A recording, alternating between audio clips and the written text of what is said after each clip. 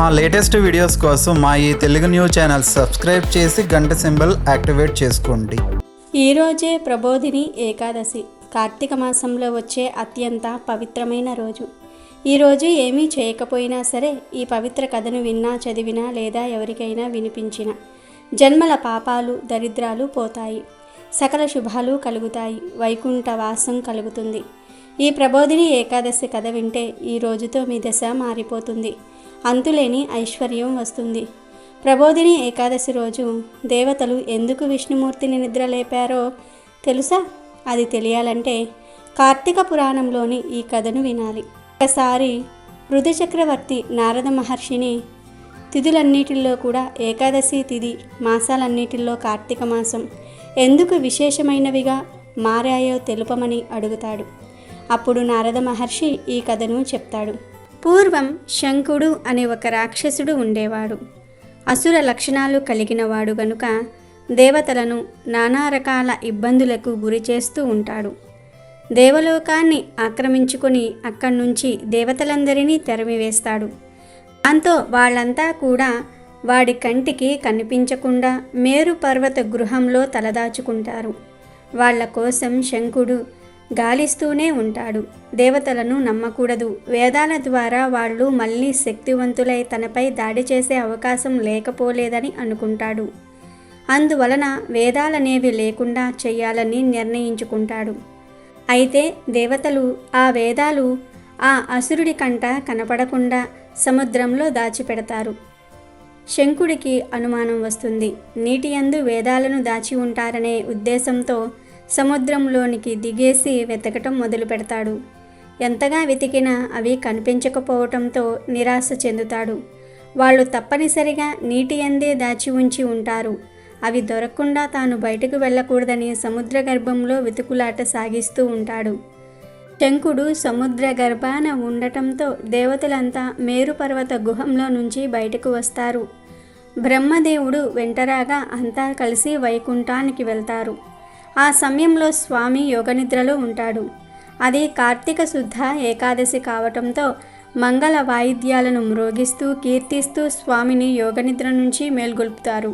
అప్పుడు స్వామి నిద్రలేచి కార్తీక శుద్ధ ఏకాదశి రోజున తనను పూజించిన వారికి సకల శుభాలు చేకూరుతాయని అభయమిస్తాడు. వైకుంఠానికి వెళ్ళి విష్ణుమూర్తి దర్శనం చేసుకున్న దేవతలు శంకుడి ఆగడాలను గురించి వివరిస్తారు. వేదాలకు ఆపద వాటిల్లనున్నదని చెప్తారు. వేదాలను దక్కించుకోవడానికి శంకుడు సముద్ర గర్భంలో వెతుకుతున్నాడని అంటారు. అప్పుడు శ్రీ మహావిష్ణువు శంకుడి గురించి ఆందోళన చెందవలసిన అవసరం లేదని, వాడి సంహారానికి సమయం ఆసన్నమైనదని దేవతలతో చెప్తాడు. శంకుడిని అంతం చేయడానికి తాను మత్స్య రూపాన్ని ధరిస్తున్నానని అంటాడు. మత్స్యావతార ప్రయోజనం అదేనని చెప్తూ అక్కడి నుంచి అదృశ్యమవుతాడు. కశ్యప మహర్షి సూర్యుడికి ఆర్జమిస్తూ ఉండగా ఆయన దోసిల్లోనికి చేపపిల్ల వస్తుంది. ఆ చేపపిల్లను వెంటనే ఆయన తన కమండలంలో వేస్తాడు. క్షణాల్లో ఆ చేపపిల్ల కమండలమంతా కూడా నిండిపోతుంది. దాంతో ఆయన దానిని ఒక బావిలో విడిచిపెడతాడు. క్షణాలలో దాని ఆకారం పెరిగిపోయి బావంతా కూడా ఆక్రమిస్తుంది. వెంటనే ఆయన దానిని తన మంత్రశక్తితో సరస్సులోనికి పంపిస్తాడు. ఆ చేపపిల్ల సరస్సు అంతటినీ కూడా అలుముకుంటుంది. ఇదంతా ఆయనకు చాలా విచిత్రంగా అనిపిస్తుంది. అప్పుడు ఆయన దానిని సముద్రంలోనికి వదులుతాడు. సముద్రంలోనికి విడిచిపెట్టబడిన ఆ చేప తన ఆకారాన్ని మరిన్ని రెట్లు పెంచుతూ నీటి అడుగుకు చేరుకుంటుంది. ఒకవైపున వేదాల కోసం శంకుడు వెతుకుతూ ఉంటే మరొక వైపున శంకుడి కోసం మత్స్యావతారంలో స్వామి వెతుకుతూ ఉంటాడు. చివరికి స్వామి ఆ అసురుడిని చిక్కించుకొని సంహరించి వేదాలను రక్షిస్తాడు. శంకుణ్ణి శంఖంగా మార్చుకుని తన చేత ధరించి సముద్ర గర్భం నుంచి బయటికి వస్తాడు. అసురుడి పోరాటం కారణంగా అలసిన స్వామి బద్రీవనంలో సేద తీరుతాడు. దేవతలు, మహర్షులు స్వామిని సేవిస్తూ కీర్తిస్తారు. తాను అడుగుపెట్టిన కారణంగా బద్రికవన ప్రదేశం మహాపుణ్యస్థలంగా మారుతుందని, భవిష్యత్తులో ఇది గంగా కాళింది సంగమ స్థానమవుతుందని అంటాడు. అక్కడ చేసే జప తపాలు వెంటనే ఫలితాలను ఇస్తాయని వారికి స్వామి చెప్తాడు. బదిరీ క్షేత్ర దర్శనం వలన సమస్త పాపాలు, దోషాలు నశిస్తాయని అంటాడు. ఇతర క్షేత్రాలలో ఏళ్ల తరబడి చేసే పూజలు, సేవలు, తపస్సులు బదిరీలో ఒక్క రోజున చేసిన అదే ఫలితం చేకూరుతుందని చెప్తాడు. బదిరీలో చేసే పితృ కార్యాల వలన వాళ్ళ పితరులు విష్ణులోకం చేరుకుంటారని చెప్పేసి విష్ణుమూర్తి తిరిగి వైకుంఠానికి చేరుకుంటాడు. ఈ దర్శనం వలన ఎంత పుణ్యం కలుగుతుందో కార్తీకంలో ఈ కథను వినటం వలన అంతటి ఫలితమే కలుగుతుందని పృథు చక్రవర్తితో నారదుడు చెప్తాడు. అలాగే ఈరోజు విష్ణుమూర్తిని ప్రసన్నం చేసుకోవాలంటే అన్నిటికన్నా ముఖ్యంగా ఉండాల్సింది ఏమిటో తెలిపే ఈ పురాణ కథను వింటే చాలు సకల ఐశ్వర్యాలు సిద్ధిస్తాయి. పూర్వం కాంచీపురాన్ని ఒక చోళరాజు పరిపాలిస్తూ ఉండేవాడు. ఆ రాజు ప్రజలను ఎంతో ప్రేమగా చూస్తూ ధర్మబద్ధమైన పాలనను అందిస్తూ ఉండేవాడు. అనునిత్యము విష్ణుమూర్తిని అర్చించేవాడు. ఒక రోజున ఆయన విష్ణుమూర్తి ఆలయానికి వెళ్ళి బంగారు పుష్పాలతో స్వామివారి పాదాలను పూజిస్తాడు. ఆ తరువాత ఆ ఆలయంలోనే కొంతసేపు ఉంటాడు. ఆ సమయంలో విష్ణుదాసు అనే పేరు గల ఒక బ్రాహ్మణుడు ఆ ఆలయానికి వస్తాడు. స్వామి దర్శనం చేసుకొని తాను తెచ్చిన తులసీ దళాలతో స్వామిని పూజిస్తాడు. అది చూసిన చోళరాజుకు ఆవేశాలు కలుగుతాయి. నేను బంగారు పుష్పాలతో స్వామిని పూజిస్తే వాటిని కప్పివేసేలాగా తులసీ దళాలతో పూజ చేస్తావా అని రాజు విష్ణుదాసుపై మండిపడతాడు. అంతేకాదు, పేదవాడికి అంతకంటే ఏమి చేతనవుతుంది? వాళ్లకు భక్తి అంటే ఎలా తెలుస్తుంది? వాళ్ళల్లో అసలైన భక్తి ఎందుకు ఉంటుంది అంటూ రాజు హేళనగా మాట్లాడతాడు. అప్పుడు విష్ణుదాసు రాజుతో, అయ్యా, మీరు ఏదైతే పుణ్యాన్ని ఆశించి పూజ చేశారో నేను కూడా అది ఆశించే నాకు తెలిసిన విధంగా పూజించానని అంటాడు. దానికి చోళుడు ఇలా అంటాడు, పుణ్యం రావడానికి ఆలయాలు నిర్మించాలి, యజ్ఞాలు యాగాలు చేయాలి, పుణ్యం కోసం నువ్వు అవన్నీ చేయగలవా అంటూ దురుసుగా మాట్లాడతాడు. విష్ణుదాసు కంటే తానే అసలైన భక్తుడని ఆ రాజు అందరికీ తెలిసేలాగా చేయాలనుకుంటాడు. ఇక రాజు మన ఇద్దరిలో ఎవరికి విష్ణుమూర్తి దర్శనం లభిస్తుందో చూద్దాం అనేసి అక్కడి నుంచి వెళ్ళిపోతాడు. అక్కడి వాళ్ళందరికీ చోళుడి ధోరణి తప్పుగా అనిపించినా రాజు గనుక మౌనంగా ఉండిపోతారు. చోళుడి అహంభావాన్ని పట్టించుకోకుండా విష్ణుదాసు స్వామివారి పూజపై దృష్టి పెడతాడు. విష్ణు సాన్నిధ్యం త్వరగా పొందాలనే ఉద్దేశంతో చోళరాజు గయక్షేత్రానికి చేరుకుంటాడు. అక్కడ దాన ధర్మాలు చేస్తూ యజ్ఞయాగాలు చేస్తూ ఉంటాడు. విష్ణుదాసు మాత్రం తన గ్రామంలోని విష్ణుమూర్తి ఆలయాలలో అనునిత్యం ఆయనకు పూజాభిషేకాలు నిర్వహిస్తూ ఉంటాడు. మాఘ కార్తీక మాసాల్లో మరింత శ్రద్ధతో దైవారాధన చేస్తూ ఏకాదశి ఉపవాసాలు చేస్తూ కాలం గడుపుతూ ఉంటాడు. ఒకసారి ఆయన ఉపవాస దీక్షను విరమించి భగవంతుడికి నివేదన చేసిన అన్నం తినాలని అనుకుంటాడు. కానీ భగవంతుడికి నివేదన చేసిన అన్నం పెట్టిన చోట కనిపించదు. భగవంతుడికి నివేదన చేసిన అన్నం కనిపించకపోవటంతో ఆయన ఆశ్చర్యపోతాడు. అన్నం ఏమైపోయింది? ఆశ్చర్యంగా ఉంది. పాత్రతో పాటు మాయమైపోయింది. ఎవరు తీసుకుని వెళ్ళి ఉంటారు అని ఆలోచిస్తాడు. ఆ తరువాత కాసిన్ని మంచినీళ్లు త్రాగేసి ఆ రోజంతా కూడా విష్ణుదాసు ఉపవాసమే ఉండిపోతాడు. ఆ మరుసటి రోజు కూడా ఇలాగే జరుగుతుంది. ఆయన నివేదన చేయటం ప్రసాదంగా తీసుకుందామని అనుకునేలోగా పాత్రతో పాటు అన్నం మాయం కావటం జరుగుతూ ఉంటుంది. అలా వారం రోజుల పాటు అలాగే జరుగుతుంది. ఈ వారం రోజుల పాటు ఆయన ఉపవాసమే ఉండవలసి వస్తుంది. ఇక ఒక రోజున ఎలాగైనా సరే అన్నం దొంగను పట్టుకోవాలని భావించి కళ్ళు మూసుకుని ధ్యానం చేస్తున్నట్లుగా నటిస్తాడు. అప్పుడు ఒక చండాలుడు నెమ్మదిగా ఆలయంలోనికి ప్రవేశిస్తాడు. అటూ ఇటూ చూసి అన్న పాత్రను పట్టుకుని పరుగందుకుంటాడు. ఆ చండాలుడిని చూసిన విష్ణుదాసు గబాలున పైకి లేస్తాడు. నెయ్యి లేకుండా ఎలా తింటావు నాయనా? ఇదిగో నెయ్యి తెస్తున్నాను ఉండు అంటూ నెయ్యి పాత్రను పట్టుకుని అతని వెనుక పరిగెడతాడు. విష్ణుదాసు మాటలను వినిపించుకోకుండా ఆయన చేతిలోని నెయ్యి పాత్రను చూడకుండా ఆ చండాలుడు మరింత వేగంగా పరిగెడుతూ ఉంటాడు. తనను పట్టుకోవడానికి వెంటపడుతున్నాడనుకుని భయంతో పరుగులు తీస్తూ రాయి తగిలి పడిపోతాడు. వెంటనే విష్ణుదాసు వచ్చి ఆయనను పైకి లేవదీస్తాడు. కంగారు పడవలసిన పని లేదని, ఆయన తినే అన్నంలోనికి నెయ్యి తీసుకుని వస్తున్నానని చెప్తాడు. అప్పుడు ఆ చండాలుడు చిరు మందహాసం చేస్తాడు. ఆయన స్థానంలో చతుర్భుజుడైన శ్రీ మహావిష్ణువు కనిపిస్తాడు. అప్పటి వరకు చండాలుడిగా ఉన్న వ్యక్తి ఒక్కసారిగా విష్ణుమూర్తిగా మారిపోవటంతో విష్ణుదాసు నివ్వెరపోతాడు. స్వామి తనను పరీక్షించటం కోసమే అలా నాటకమాడాడనే విషయం ఆయనకు అర్థమైపోతుంది. అనంత బాష్పాలు వర్షిస్తూ ఉండగా వెంటనే ఆయన స్వామి పాదాలపై వాలిపోతాడు. స్వామి విష్ణుదాసును లేవనెత్తి హత్తుకుంటాడు. విష్ణుదాసు అసామాన్యమైన భక్తిని అభినందిస్తాడు. తనతో పాటు విష్ణుదాసును తీసుకుని విమానంలో వైకుంఠానికి వెళ్ళిపోతాడు. అయితే అలా విష్ణుదాసును తీసుకుని వెళ్తున్న ఆ విమానాన్ని గయక్షేత్రంలోని చోళుడు చూస్తాడు. మారుమూల ఊళ్ళోని గుడిలో స్వామిని అర్చించిన ఒక పేద బ్రాహ్మణుడు స్వామితో కలిసి నేరుగా వైకుంఠానికి వెళ్ళాడు. ఎంతో విశిష్టమైన ప్రదేశంగా చెప్పబడుతున్న గయక్షేత్రానికి వచ్చి యజ్ఞయాగాలు చేస్తున్నాడు. కానీ ఇంతవరకు స్వామి సాక్షాత్కారం కాలేదు. అంటే ఒక భక్తుడిగా స్వామి తనను గుర్తించలేదని భావిస్తాడు. స్వామి సాన్నిధ్యాన్ని పొందని జీవితం వృధాగా భావించి వెంటనే రాజ్యాన్ని తన మేన అల్లుడికి అప్పగిస్తాడు. అందరూ చూస్తూ ఉండంగానే అగ్ని ప్రవేశం చేస్తాడు.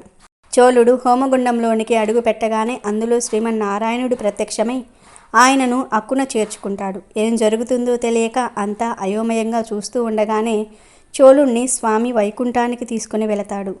కాబట్టి శ్రీ మహావిష్ణువుకు ప్రీతిని కలిగించడానికి ఎలాంటి ఆర్భాటాలు చేయవలసిన అవసరం లేదు. ఆయనకు కావలసినది అంకిత భావం, అచంచలమైన భక్తి. స్వామిని చేరుకోవడానికి భక్తికి మించిన మార్గం లేదని ఈ కథ ద్వారా గ్రహించాలి. కార్తీక శుద్ధ ఏకాదశిని ప్రబోధిని ఏకాదశి, బృందావన ఏకాదశి అనే పేరుతో పిలుస్తారు. ఆషాఢ శుద్ధ ఏకాదశి రోజున పాలకడలిలో యోగనిద్రకు ఉపక్రమించిన శ్రీ మహావిష్ణువు కార్తీక శుద్ధ ఏకాదశి రోజునే మేల్కుంటాడని పురాణ కథనం.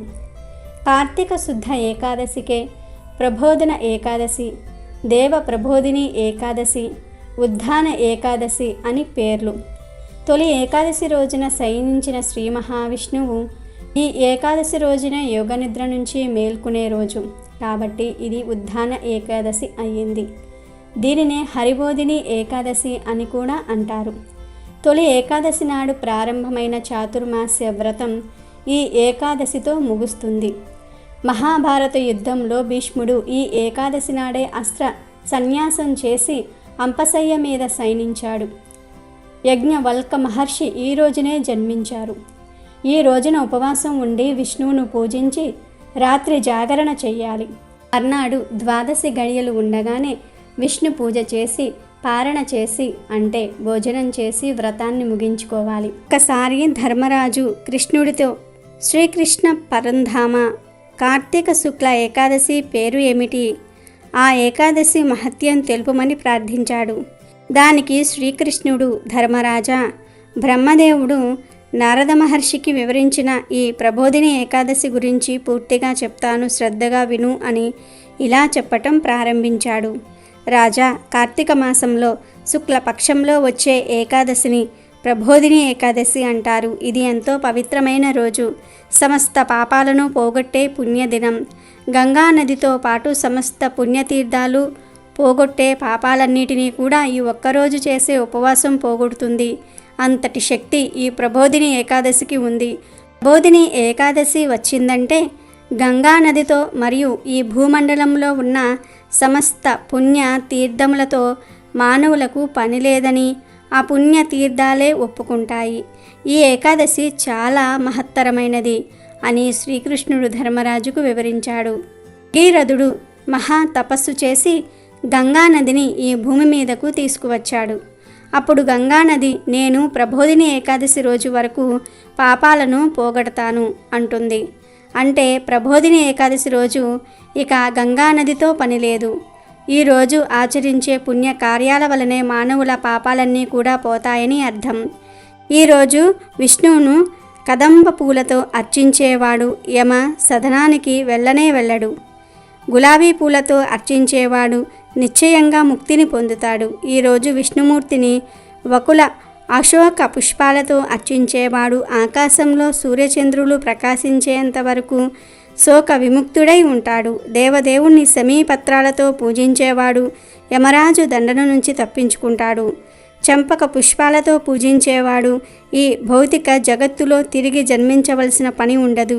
విష్ణువుకు పసుపు పచ్చని కేతకీ పుష్పాలను సమర్పిస్తే కోట్ల కొలది జన్మలలో ప్రోగుబడిన పాపాలు నశిస్తాయి. ఈరోజు ఈ కథ వింటే చాలు, అదృష్టం మీ తలుపు తడుతుంది, మీ దశ మారిపోతుంది, సకల ఐశ్వర్యాలు సిద్ధిస్తాయి, రాజయోగం పడుతుంది. ఒకసారి నారదుడు భూలోకం మీద సంచరిస్తూ ఉండగా అతనికి నారాయణ అనే భక్తుడు కనిపించాడు. నారాయణ్ణి చూడగానే నారదుడికి ఎందుకో జాలి కలిగింది. నారాయణ, ఎన్నాళ్ళని ఇలా ఈ సంసార జంజాటంలో పడి ఉంటావు? నువ్వు కూడా చక్కగా నాతో వచ్చేయి. నిన్ను ఆ భగవంతుని పాదాల చెంతకు తీసుకువెళ్తాను, వైకుంఠం చేరుస్తాను అని అన్నాడు. అయ్యో మహానుభావ, మీ నోటి వెంట ఆ మాట రావటం నా అదృష్టం. ఆ భగవంతుణ్ణి చేరుకోవటమే ఈ జన్మకు పరమార్థం కదా. కాకపోతే ఓ చిన్న మనవి, నా పిల్లలు ఇంకా పసివారు. వాళ్లను పెంచి యోగ్యులుగా తీర్చిదిద్దాల్సిన బాధ్యత ఉంది కదా. ఆ బాధ్యత తీరిన వెంటనే టక్కున నీతో వచ్చేస్తాను అని వేడుకున్నాడు నారాయణ. తాను ఎంత గొప్ప వరం ఇచ్చినా కూడా నారాయణ తృణీకరించేసరికి నారదుడు బాధపడ్డాడు. కొన్నేళ్లు గడిచిన తర్వాత తిరిగి నారాయణ ఇంటి దగ్గరకు చేరుకున్నాడు నారదుడు. మళ్ళీ నారాయణ దగ్గరకు వెళ్ళి, నారాయణ, నీ పిల్లలు యోగ్యులయ్యారు కదా, ఇక నాతో వస్తావా అని అడిగాడు. తప్పకుండా మీతో వస్తాను, కానీ ఇప్పుడు కాదు. ఇప్పుడిప్పుడే నా వంశం వృద్ధి చెందుతోంది. కాస్త నా మనవళ్లను మనవరాళ్లను తనివి తీరా చూసుకుంటాను. కొద్ది సంవత్సరాలు గడిచాక ఇక నేను లేని లోటు కూడా వారికి తెలియదు. అప్పుడు మీతో తప్పకుండా వచ్చేస్తాను అన్నాడు నారాయణ. నారదుడు మరోసారి భంగపడి బాధపడి తన దారిన తాను వెళ్ళిపోయాడు. అని తను వరాన్ని ఇస్తానన్న విషయం గుర్తుంచుకొని కొన్నేళ్ల తర్వాత తిరిగి నారాయణ దగ్గరకు వెళ్ళాడు. కానీ ఆ ఇంట్లోకి అడుగు పెట్టగానే నారాయణ అప్పటికే మరణించాడన్న విషయం తెలిసింది. ఇక నారాయణ ఏ దేహంలో ఉండి ఉంటాడో అని ఆలోచిస్తూ నారదుడు అక్కడి నుంచి వచ్చేస్తూ ఉండగా మునివర్యులకు ప్రణామం అన్న మాటలు వినిపించాయి. వెనక్కి తిరిగి చూస్తే ఏముంది, నారాయణ ఆ ఇంటి కుక్కగా జన్మించాడని అర్థమైపోయింది. నారద మహర్షి, నా కోసం మీరు తిరిగి వచ్చినందుకు శతకోటి వందనాలు. కాకపోతే చిన్న మాట, ఆ పిల్లలు అంతులేని సంపద చేతికి రావటంతో చాలా అశ్రద్ధగా ఉంటున్నారు. అందుకే ఈ ఇంట్లోని సంపదను దొంగలు దోచుకుపోకుండా ఈ ఇంటిని రాత్రింబగళ్ళు కాపాడుకుంటూ వస్తూ ఉన్నాను. నా పిల్లలకు కాస్త జాగ్రత్త తెలుస్తుందన్న నమ్మకం కలగ్గానే నిమిషం కూడా ఆలస్యం చేయకుండా మీతో వచ్చేస్తాను అంటూ ప్రాధేయపడ్డాడు. నారదుడు మళ్ళీ నిరాశతో అక్కడి నుంచి వెళ్ళిపోయాడు. అలా కొన్నాళ్ళు గడిచాయి. మళ్ళీ నారాయణ ఉండే ఇంటికి వెళ్ళాడు నారదుడు. కానీ అక్కడ కుక్క కనిపించలేదు. కొద్ది రోజుల క్రితమే అది చనిపోయిందని తెలిసింది. అది తిరిగి ఏ జన్మ ఎత్తిందా అని యోచిస్తూ నారదుడు ఆ ఇంటి వెనుక ఉన్న పొలంలో తిరుగుతూ ఉండగా మునివర్యులకు ప్రణామం అన్న సుపరిచితమైన గొంతుక వినపడింది. అటు ఇటు చూడగా గడ్డివాము చాటున మునగదీసుకుని ఉన్న పాము రూపంలో నారాయణ కనిపించాడు. నారద మహర్షి, నా పిల్లలకు డబ్బు మీద జాగ్రత్త కలిగిన మాట నిజమే, కానీ వారు మహాబద్ధకస్తులు. ఎప్పుడో గాని పొలంలోనికి అడుగు పెట్టరు. ఈలోగా నానా రకాల జీవాలన్నీ పొలంలోని ధాన్యరాశులను ఆరగించేస్తూ ఉన్నాయి. అదను చూసుకొని పక్క పొలంలోని వారు కూడా ఇక్కడి ధాన్యాల్ని తస్కరిస్తూ ఉన్నారు, అంటే దొంగిలిస్తూ ఉన్నారు. అందుకే నా పొలానికి అడ్డంగా ఇక్కడిక్కడే తిరుగుతూ ఉన్నాను. ఈ ఒక్కసారికి నన్ను విడిచిపెట్టి వెళ్ళండి అంటూ ప్రాధేయపడ్డాడు. ఆ మాటలు విన్న నారదుడు ఒక్క క్షణం ఆలోచించాడు. నారాయణ ఆశాపాశాలకు అంతే లేకుండా పోయిందని గ్రహించాడు. ఆ వలయం నుంచి ఎలాగైనా సరే అతన్ని దాటవేయాలని తలచాడు. అంతే, ఆ ఇంట్లోని వారిని పిలిచి పామును చంపించాడు. పామును చూడగానే వారంతా పామును చంపారు. మోహంలో కన్ను మిన్ను కానని తనకు తగిన శాస్తి జరిగిందని బుద్ధి తెచ్చుకుంటూ నారాయణ తన ప్రాణాన్ని విడిచాడు. నారదునితో కలిసి ప్రయాణించేందుకు సిద్ధపడ్డాడు. ఇక్కడ గ్రహించవలసిన నీతి ఏమిటి అంటే, గృహస్థాశ్రమంలో బాధ్యతలు తప్పవు, కానీ మోహబంధాలను మనం కట్టేసుకోవాలి అనే వివేకం చాలా అవసరం. ఇహమే కాదు, పరం గురించి కూడా మనం తప్పనిసరిగా ఆలోచించుకోవాలి. అదేవిధంగా ఈరోజు ధర్మము, కర్మ, ఈ రెండిటిల్లో ఏది గొప్పది అనే విషయాన్ని తెలిపే ఈ కథను వింటే చాలు 1000 ఏళ్ల వైకుంఠ ప్రాప్తి కలుగుతుంది. ఒకసారి ధర్మము కర్మ ఇద్దరి మధ్యలో గొడవ జరిగింది.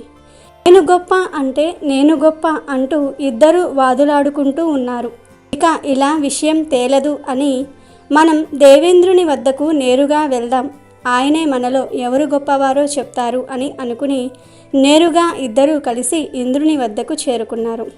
వారిని చూసిన ఇంద్రుడు ఏం జరిగింది, ఎందుకు ఇలా వచ్చారు అని అడుగుతారు. అప్పుడు ఆ ఇద్దరు జరిగిందంతా కూడా చెప్పి మా ఇద్దరిలో ఎవరు గొప్పవారో మీరే నిర్ణయించండి అని అడుగుతారు. అప్పుడు ఇంద్రుడు రెండూ కూడా చాలా ముఖ్యమైనవే, చాలా గొప్పవే, వీటిల్లో ఎవరు గొప్ప అంటే ఎలా చెప్పగలం అని సంకటంలో పడిపోయాడు. అదే సమయంలో అక్కడే ఉన్న దేవతలకు గురువైన బృహస్పతి ముందుకు వచ్చి ఇలా అన్నాడు, మీ ఇద్దరి సందేహం తీరాలంటే మనం ఒక పనిని చేయాలి. భూలోకంలో విక్రమాదిత్యుడు అనే రాజు ఉన్నాడు. ఆయన మహాధర్మాత్ముడు, మహాజ్ఞాని.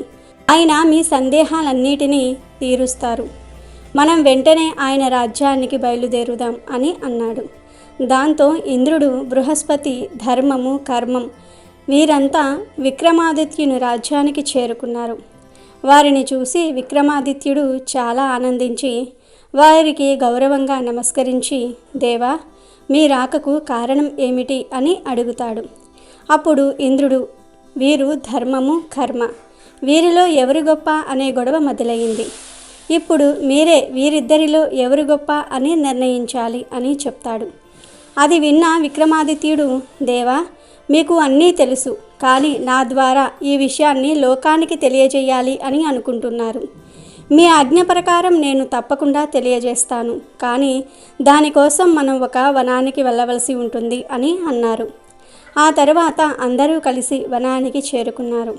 ఆ వనానికి చేరుకున్న విక్రమాదిత్యుడు మొదట ధర్మంతో ఇలా అంటున్నారు, ధర్మమా, నీవు ఎందువలన గొప్పవాడివో వివరించు అని అడుగుతాడు. ఇప్పుడు ధర్మము, రాజా, నేనే గనుక లేకపోతే లోకంలో అనేక ఘోరాలు జరుగుతాయి. మానవులు వావి వరసలు మర్చిపోయి నీచమైన కర్మలు చేస్తారు. ధర్మమే లేకుంటే ప్రపంచం కొద్ది కాలంలోనే నశించిపోతుంది. అందువలన నేనే గొప్ప అని అంటుంది ధర్మము. అప్పుడు విక్రమాదిత్యుడు, కర్మ, నీవు ఏ విధంగా గొప్పవాడివి అని అడుగుతారు. అప్పుడు కర్మ, మహారాజా, ఒకవేళ నేనే గనుక లేకపోతే ఈ లోకమే నడవదు, ఈ లోకంలో ఏమీ జరగదు, అంతా స్తంభించిపోతుంది. ఏ చిన్న కార్యమైనా నేనే చేయాలి, అందువల్ల నేనే గొప్ప అని అంటుంది కర్మ. అప్పుడు విక్రమాదిత్యుడు బాగా ఆలోచించి అటుగా వెళ్తున్న ఒక వ్యక్తిని చూసి కర్మతో ఇలా అంటున్నారు, హే కర్మ, నువ్వు అటుగా వెళ్తున్న ఆ వ్యక్తి దగ్గరకు వెళ్ళి నీ గురించి చెప్పి ఆయనలో కలిసి ఆయనను మంచి మార్గంలో వెళ్ళేటట్టు చేసి నీ గొప్పతనాన్ని నిరూపించుకో అని అన్నారు. అప్పుడు ధర్మము మహారాజు వద్దకు వచ్చి, హే మహారాజా, నేను ధర్మాన్ని, నేను ఇప్పుడు కర్మతో కలిసి వెళ్ళను. ఈ పనిలో కర్మ మాత్రమే తన పనిని పూర్తి చేస్తుంది, నేను వెళ్ళను అని అంటుంది. అలా చెప్పి ధర్మము మానవునిలోనికి ప్రవేశించలేదు. వెంటనే కర్మ మాత్రం అతని దగ్గర వెళ్ళి ఇలా అంటుంది, మీరు ఎక్కడికి వెళ్తున్నారు అని అడిగింది. అప్పుడు ఆ వ్యక్తి, నేను నా గురువు యొక్క దర్శనం చేసుకోవడానికి వెళ్తున్నాను అని అన్నాడు. అప్పుడు కర్మ ఇలా అంటుంది, ఓ మానవుడా, నేను నీ కర్మను, నేను కూడా నీ వెంట వస్తాను. నువ్వు మాత్రం నీ గురువుతో మంచి వరాన్ని కోరుకోవాలి అని అంటుంది. ఇలా ఇద్దరూ కలిసి మెల్లగా గురువు ఉన్న ఆశ్రమానికి చేరుకున్నారు. ఇలా చేరుకుంటున్న సమయంలోనే అక్కడ ధర్మం లేని కారణంగా ఆ వ్యక్తి యొక్క జ్ఞానం మెల్లమెల్లగా తగ్గిపోయింది. అతను మంచి చెడు అనే విచక్షణను కోల్పోతాడు. అలా వారిద్దరూ గురువు గారిని చేరుకున్నారు. ఆ సమయంలో గురువు తపస్సులో ఉన్నారు.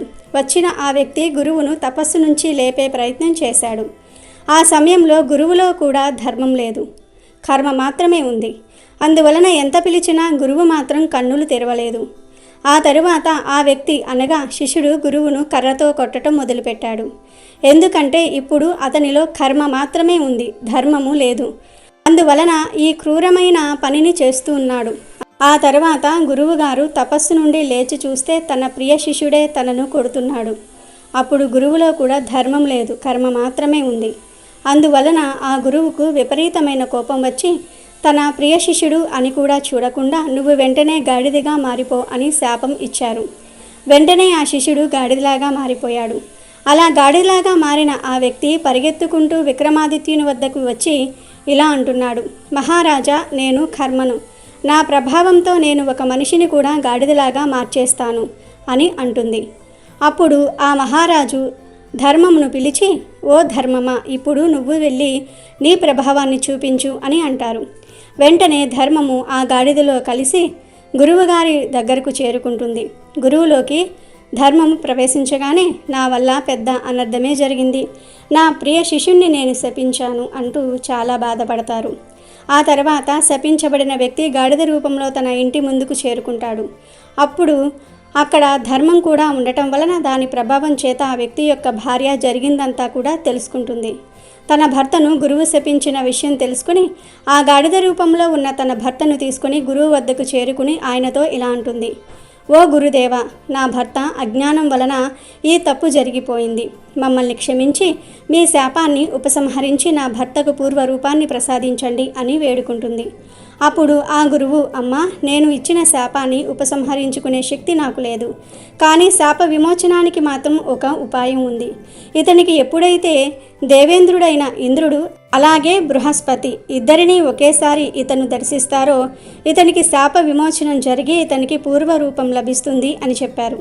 అప్పుడు ఆమె ఇలా అంటుంది, ఓ గురుదేవా, ఇంద్ర, బృహస్పతి ఎక్కడ ఉన్నారో వారి దర్శనం మాకెలా సాధ్యం అని అంటుంది. వెంటనే ఆ గురువు తన దివ్య దృష్టితో చూసి, నువ్వేమీ బాధపడకు, ఇప్పుడు ధర్మం నీ వెంట ఉంది. నువ్వు వెంటనే రాజా విక్రమాదిత్యుని ఆస్థానానికి వెళ్ళు, మీకు అక్కడ వారిద్దరి దర్శనం లభిస్తుంది అని అన్నారు గురువుగారు. ధర్మం ప్రభావం చేత శపించబడిన భర్తను తీసుకుని ఆమె విక్రమాదిత్యుని ఆస్థానానికి చేరుకుంటుంది. అప్పటికే అడవి నుంచి ఆస్థానానికి చేరుకున్న ఇంద్రుడు బృహస్పతి యొక్క దర్శనం ఆ గాడిద రూపంలో ఉన్న ఆ వ్యక్తికి కలిగింది. వెంటనే ఆ వ్యక్తికి శాప విమోచనం జరిగి తన పూర్వరూపాన్ని పొందారు. అలా ముందుగా వెళ్ళిన కర్మ ఒక మనిషిని గాడిదిగా, ఆ తరువాత ధర్మం మాత్రం ఒక గాడిదను కూడా మనిషిగా మార్చింది. అదే ధర్మం యొక్క గొప్పతనం. అప్పుడు విక్రమాదిత్యుడు కర్మతో ఇలా అంటున్నారు, హే కర్మ, నీవు గొప్ప వాడివి కాదు, నువ్వు ఎప్పుడూ గొప్పవాడిగా ఉంటావో తెలుసా? ఎప్పుడైతే నీ వెంట ధర్మము, నీతి, జ్ఞానము ఉంటాయో అప్పుడే నీవు గొప్పవాడివిగా ఉంటావు. నువ్వు ఎప్పుడైతే అన్యాయము, అధర్మము లాంటి వెంట పడతావో అప్పుడు నువ్వు ఎప్పటికీ కూడా గొప్పవాడివి కాలేవు. ధర్మము నీ వెంట నిరంతరం ఉంటేనే నువ్వు గొప్పవాడివిగా ఉంటావు, లేకపోతే లేదు. అందువలన అన్నిటికంటే ధర్మమే చాలా గొప్పది, ఆ ధర్మంతో చేసే కర్మ ఇంకా గొప్పది అని అన్నారు ఆ విక్రమాదిత్యుడు. విన్న ధర్మము, కర్మ రెండూ కూడా తమ గురించి తాము పూర్తిగా తెలుసుకున్నాయి. ఎప్పుడైతే ధర్మానికి హాని జరుగుతుందో అప్పుడు ఆ ధర్మాన్ని కాపాడడానికి స్వయంగా ఆ శ్రీ మహావిష్ణువే ఈ భూమిపై అవతరించి అధర్మాన్ని అంతం చేసి ధర్మ స్థాపన చేస్తారు. అందుకే అంటారు, ధర్మో రక్షితి రక్షితః అని. ధర్మాన్ని మనం రక్షిస్తే ఆ ధర్మమే మనల్ని రక్షిస్తుంది. అవంతి నగరంలో ఒక వేద పండితుడు ఉండేవాడు. ఇతనంటే ఊరందరికీ బాగా నమ్మకం. చివరికి రాజుగారికి కూడా నమ్మకం. ఎక్కడ ఏ కార్యం చేయాలనుకున్నా ఇతడి చేత చేయించేవారు. ఇతనికి ఎన్నో ఏళ్లుగా సంతానం లేకపోవటం వలన యజ్ఞాలు చేశాడు, యాగాలు చేశాడు. చివరికి పుత్ర కామేష్టి యాగం చేయగా ఒక పుత్రుడు జన్మించాడు. ఎంతో సంతోషంతో జాతకాది కర్మలు చేశాడు. ఒకరోజు ఈ పిల్లవాడి జాతక చక్రం వేసి చూడగా ఇతడు భవిష్యత్తులో గజదొంగ అవుతాడు అని ఉంది. ఆ జాతకం చూసి పండితుడి గుండె జల్లుమంది. అయినా మళ్ళీ మళ్ళీ వేశాడు. ఎన్నిసార్లు చూసినా గజదొంగ అవుతాడు అని వచ్చింది. అప్పుడు పండితుడు, బాబోయ్, నేను పండితుణ్ణి, వీడు గజదొంగ, పండిత పుత్రుడు పరమశుంఠ అనే మాట నిజమవుతుందేమో అని భయపడ్డాడు. ఇంతలోనే మనసును అదుపులోకి తెచ్చుకుని వీడి జాతకాన్ని మార్చలేము, కానీ మనసును అదుపు చేయాలి, ఎలా ఎలా ఎలా అని ఆలోచించి ఆ రోజు నుండి పిల్లాడికి రామాయణ, భారత, భాగవతాలు, గరుడ పురాణం లాంటి పురాణాలు బాగా చెప్పాడు. వీటిలో ప్రత్యేకంగా గరుడ పురాణం మరీ 1కి 10 సార్లు వినిపించాడు. దాంతో పిల్లాడి హృదయంలో జ్ఞాన సంపద వెలిగింది. ఈ తప్పు చేస్తే ఈ శిక్ష పడుతుంది, ఈ తప్పు చేస్తే మరో శిక్ష పడుతుంది. బంగారం దొంగతనం చేస్తే కుష్ఠివ్యాధి వస్తుంది, వెండి దొంగతనం చేస్తే క్షయవ్యాధి వస్తుంది. ఎవరినైనా దూషించటం, పరుల మీద నిందలు వేయటం, గురువులను వేదాలను నిందించటం, దొంగతనాలు చేయటం లాంటివి చేస్తే ప్రాణం తీసుకు చావాలి, ఇంకా అనేక శిక్షలు అనుభవించాలి అని మనసులో లోతుగా పాతుకుపోయింది. ఎట్టకేలకు ఈ కుర్రాడు కూడా పండితుడు అయ్యాడు. ఇతడి పేరు కూడా క్రమంగా ఆ నోట ఈ నోట పడి రాజుగారి దగ్గరికి వెళ్ళింది. రాజుగారు పండితుడి తండ్రిని పిలిచి, ఓ పండిత బ్రహ్మ, భూసురోత్తమ, నీ కుమారుడి గుణగణాలు విన్నాను. ఇక నుండి నా దగ్గర పురోహితుడిగా చేయడానికి పంపించు అనగానే సంతోషించి అలాగే అని చెప్పి వెళ్ళాడు. అలా వెళ్ళాడే గాని మనసంతా ఆందోళన. వీడి జాతకంలో గజదొంగ అవుతాడని ఉంది. ఇన్నాళ్ళు నా దగ్గర ఉన్నాడు గనుక ఏదో ఒకటి చెప్పి వాడి మనసు మళ్ళకుండా చేశాను.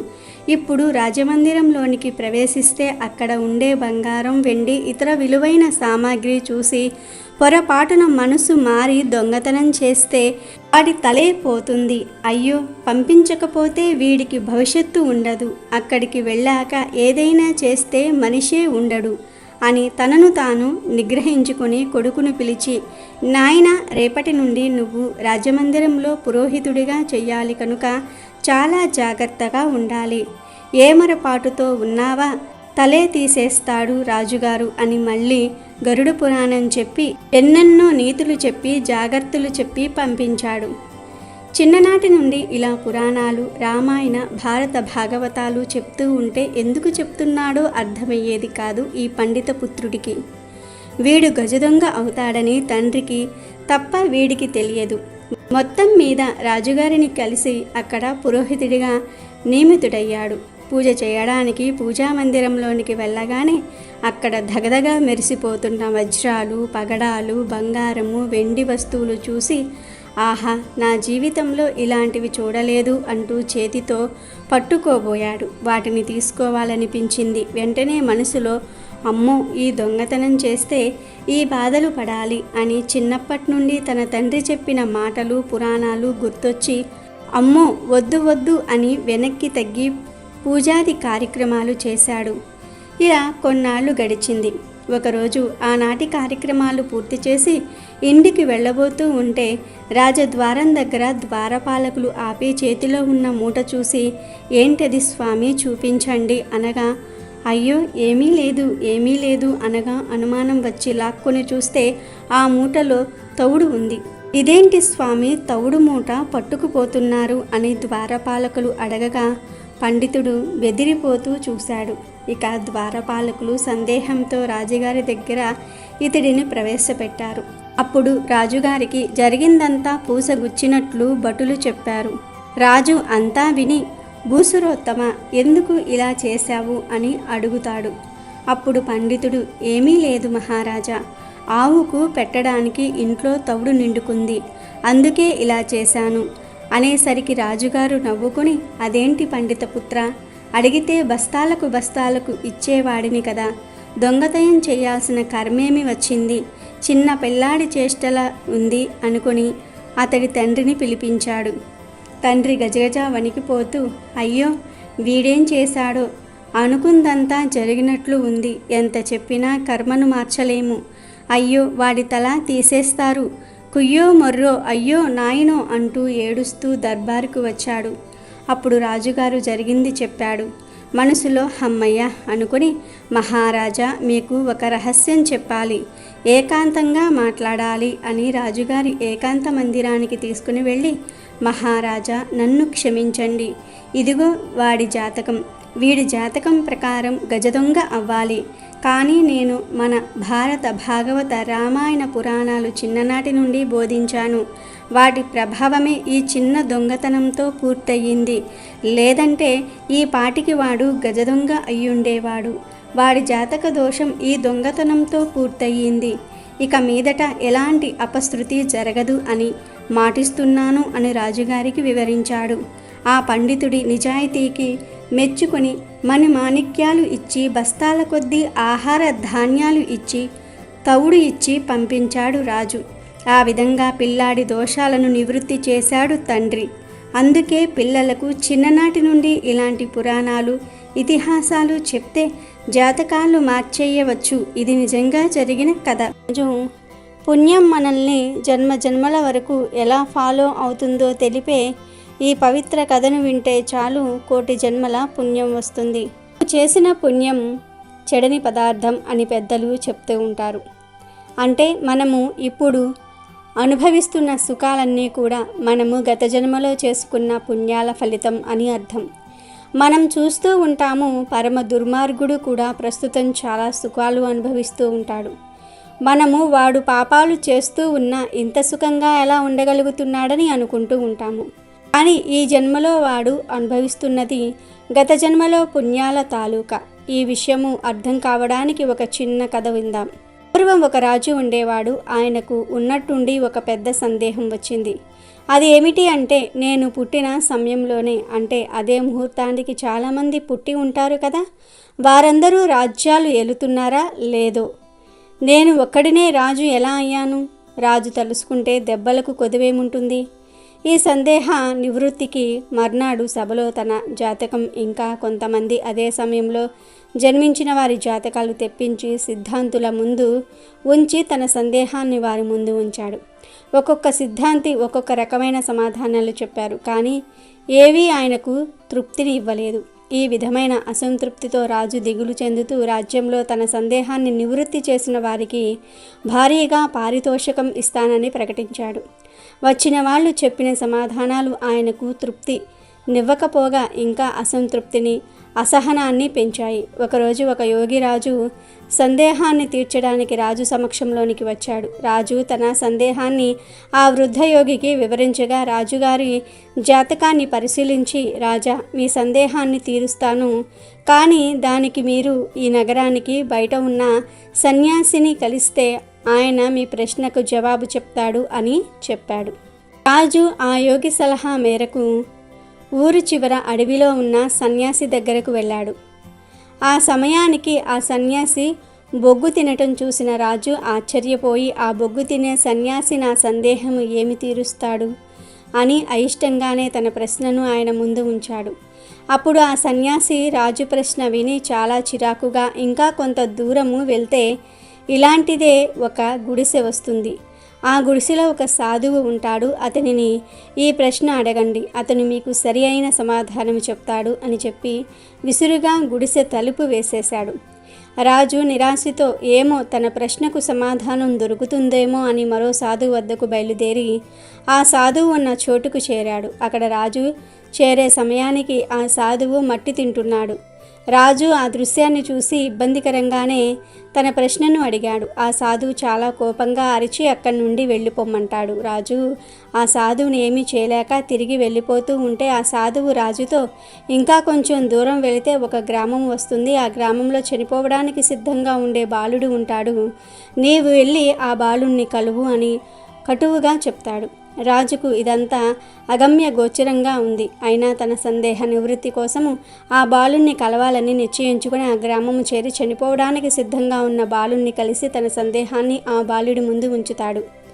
రాజుగారి సందేహము విన్న బాలుడు, రాజా, గత జన్మలో నలుగురు అన్నదమ్ములు అడవి గుండా ప్రయాణం చేస్తూ మధ్యలో ఆకలి వేస్తూ ఉంటే ఒక చెట్టు నీడకు చేరి వాళ్ళు తెచ్చుకున్న రొట్టెలు తినడానికి ఉపక్రమిస్తూ ఉండగా ఒక వృద్ధురాలు అక్కడికి వచ్చి, తాను ఆకలితో ఉన్నాను, నాకు కొంచెం ఆహారాన్ని పెట్టమని అభ్యర్థిస్తుంది. ఆ నలుగురిలో మొదటివాడు కోపంగా, నీకు ఆహారాన్ని ఇస్తే నేనేమి తినాలి, బొగ్గులు తినాలా అని కోపంగా అరుస్తాడు. ఆ వృద్ధురాలు రెండవ వాడిని అడిగితే వాడు, పోమ్మ, నీకు ఆహారం ఇస్తే నేను మట్టి తినాలి అని వెటకారంగా విసుక్కుంటాడు. ఆ వృద్ధురాలు మూడవ వాడిని కూడా ఆహారాన్ని పెట్టమని అడుగుతుంది. అప్పుడు ఆ మూడవవాడు కోపంగా ఆ వృద్ధురాలితో, ఏం ఇప్పుడు తినకపోతే చస్తావా ఏమిటి, పోపో అని చాలా ఏసగింపుగా మాట్లాడతాడు. ఆ వృద్ధురాలు ఆ నాలుగో వాడిని తినడానికి ఏదైనా పెట్టమని అడుగుతుంది. అప్పుడు ఆ నాలుగో వాడు, అవ్వ, నీవు చాలా నీరసంగా కనిపిస్తున్నావు, ఇదిగో ఈ రొట్టె తిను అని తాను తినబోతున్న రొట్టెను ఆ వృద్ధురాలికి ఇచ్చాడు. ఆ నాలుగో వ్యక్తివి నీవే రాజా. మొదటి వ్యక్తి బొగ్గు తినాలా అని కోపగించుకున్నాడు. ఆ వ్యక్తే ఇప్పుడు సన్యాసిగా పుట్టి బొగ్గు తింటున్నాడు. ఇక నీకు రొట్టె ఇస్తే నేను మట్టి తినాలి అని వెటకారంగా చేసిన ఆ వ్యక్తే ఇప్పుడు సన్యాసిగా పుట్టి మట్టి తింటున్నాడు. రొట్టె తినకపోతే చస్తావా అన్న వ్యక్తిని నేనే, అందుకే ఇప్పుడు చస్తున్నాను అని చెప్పి ఆ బాలుడు ప్రాణాలు విడిచాడు. జరిగిన సంగతులను ఆ రాజు తనను పంపిన యోగి దగ్గరకు వెళ్ళి చెప్పి వివరణ అడుగుతాడు. అప్పుడు ఆ యోగి, రాజా, నీవు తెలుసుకోవలసిన ఆశ్చర్యకరమైన విషయం ఏమిటి అంటే ఆ నలుగురు ఒకే తల్లికి పుట్టిన బిడ్డలు. వారిలో ఆ 4వ వాడు చేసిన పుణ్య ఫలితముగా ఈ జన్మలో నీవు రాజుగా జన్మించావు. మిగిలిన వారు వారి వారి కర్మానుసారము ఒకడు బొగ్గులు తింటూ, మరొకడు మట్టి తింటూ, మరొకడు చావుకు సిద్ధంగా ఉండి నీకు విషయము చెప్పి చనిపోయినాడు. కాబట్టి మనము గతములో చేసిన పుణ్యము వృధా కాదు అని రాజుకు వివరించి ఏ విధమైన పారితోషికం రాజు నుండి స్వీకరించకుండా వెళ్ళిపోతాడు. దానం సంపద వంటిది కనుక అందరికీ పంచితే ప్రతిఫలంగా అది పుణ్యాన్ని అందిస్తుంది. ఓ చెడ్డ మాట అప్పు లాంటిది కాబట్టి పూర్తిగా వడ్డీ కలిపి చెల్లించాల్సి వస్తుంది. కనుక మారుమూల కొండ ప్రాంతంలో ఒక యోగి తపస్సును, యోగ సాధనను చేస్తూ ఉండేవాడు. ఆయనను ఎంతో కాలం గమనించిన ఒక పశువుల కాపరి ఆయన వద్దకు కుతూహలంగా వెళ్ళి, స్వామి, మీరు ఏమి చేస్తూ ఉన్నారు అని అడిగాడు. అప్పుడు అతను తాను భగవంతుణ్ణి ప్రార్థిస్తూ ఉన్నాను అని చెప్పాడు. అప్పుడు ఆ పశువుల కాపరి, భగవంతుడు అంటే ఎవరు, ఆయన ఎక్కడ ఉంటాడు అని అడిగాడు. విద్యా గర్వంతో ఆ యోగి పశువుల కాపరిని చులకన చేసి, చెప్పినా అర్థం చేసుకునే తెలివి నీకు లేదు, నా సమయం వృధా చేయవద్దు అని ఆ పశువుల కాపరిని అక్కడి నుంచి పంపిస్తాడు. ఎన్నోసార్లు ఆ పశువుల కాపరి ఆ యోగిని ఇదే ప్రశ్న అడగసాగాడు. పశువుల కాపరి పదే పదే అడిగేసరికి ఆ యోగికి విసుగు కలిగి సమాధానం చెప్పదలుచుకున్నాడు. పదే పదే భగవంతుని గూర్చి అడుగుతున్న పశువుల కాపరి వైపు ఆ యోగి హేళనగా చూసి, నువ్వు కాసుకునే ఆ బర్రెలో దేవుడు ఉన్నాడు అని చెప్పాడు. పశువుల కాపరి ఆ బర్రెను నిజంగానే దేవుడని నమ్మాడు. అన్ని పశువులకు పెట్టే గడ్డి కాకుండా ఈ బర్రెకు ఎక్కువ పచ్చగా తాజాగా ఉన్న గడ్డిని పెట్టేవాడు. అన్ని బర్రెల కన్నా దీనికి ఎక్కువ తవుడును, ఇతర పోషకాహారాన్ని అందించేవాడు. దాని దగ్గరే నిద్రించేవాడు, భక్తిగా పూజించేవాడు. కొద్ది రోజులలో ఆ బర్రె మునుపటి కన్నా ఆరోగ్యంగా, అందంగా తయారయ్యింది. ఒకరోజు రాత్రి ఒక అద్భుతం జరిగింది. అది ఆ పశువుల కాపరి జీవితాన్నే మార్చేసింది.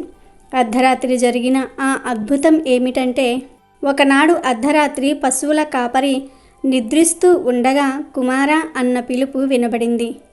అతను ఆశ్చర్యపోయాడు. తాను పూజించే ఆ బర్రె నుంచే ఆ శబ్దం వస్తుందని తిరిగి చూశాడు. మళ్ళీ అదే కంఠం కుమారా అని వినబడింది. అతను తదేకంగా గమనించగా ఆ శబ్దం అతనిలో నుండే వస్తోందని గ్రహించి పులకరించిపోయాడు. అతని లోపల ఉన్న పరమాత్మ అతనితో మాట్లాడాడు. పశువుల కాపరి ఎన్నో సందేహాలకు సమాధానాలను తెలుసుకున్నాడు. ఆత్మస్వరూపాన్ని గ్రహించాడు. తనకు కలిగిన ఆ అద్భుతమైన అనుభవాన్ని వివరించడానికి యోగి దగ్గరకు బయలుదేరాడు. అల్లంత దూరం నుండి పశువుల కాపరి రాకను అమితాశ్చర్యంతో యోగి గమనించసాగాడు. ఎందుకంటే అతను దివ్యమైన జ్ఞాన ప్రభతో తేజోమయ మూర్తిగా నడిచి వస్తున్న సూర్యునిలా ఆ యోగికి కనిపించాడు. ఆ యోగిని సమీపించగానే పశువుల కాపరి ఆయనకు సాష్టాంగ నమస్కారం చేసి, స్వామి, మీరు చెప్పినట్టే నేను నా బర్రెను పూజించాను, భగవంతుని గనుగున్నాను అన్నాడు. పశువుల కాపరి మాటలకు తాను అహంకారంతో అతనిని హేళన చేయటం గుర్తుకు తెచ్చుకొని ఎంతో సిగ్గుతో తలవంచుకొని, నేను హాస్యానికి నీతో అలా అన్నాను, కానీ అది నిజం కాదు, నన్ను క్షమించు. ఈ నీ జ్ఞాన ప్రభకు గల కారణాన్ని దయచేసి తెలుపమని కోరుకున్నాడు యోగి. అప్పుడు ఆ పశువుల కాపరి, స్వామి, మీరు చెప్పిన దాన్ని నేను పూర్తిగా నమ్మాను. ఆ బర్రెలో భగవంతుడు ఉన్నాడని నమ్మి త్రికరణ శుద్ధిగా పూజించాను. ఆ కారణంగానే నాకు ఈ ఆత్మ సాక్షాత్కారం లభించింది. దీనికి నేను మీకు సర్వదా కృతజ్ఞుడినై ఉంటాను అని నమస్కరించాడు. అంతేకాక ఆ యోగికి కలిగిన అనేక సందేహాలను నివృత్తి చేశాడు. ప్రతి ప్రాణిలోనూ ఆత్మ ఉంటుంది, అది జీవాత్మ. దానినే ప్రత్యేగాత్మ అంటారు. నిష్కల్మషమైన భక్తి అనే వెలుగులో ఆత్మస్వరూపం తెలుస్తుంది. ఆ ఆత్మజ్ఞానమే ఉత్కృష్టమైన పరమాత్ముడిని మనకు దర్శింపచేస్తుంది. ఆ స్థితిలో మానవుడు పాంచభౌతికమైన ఈ శరీరానికి చర్మ చక్షువులను అందని ఎన్నో విషయాలను తానుగా తెలుసుకుంటూ ఉంటాడు. ఇందుకు యోగులు, సన్యాసులు, తాపసులే కావలసిన అవసరం లేదు.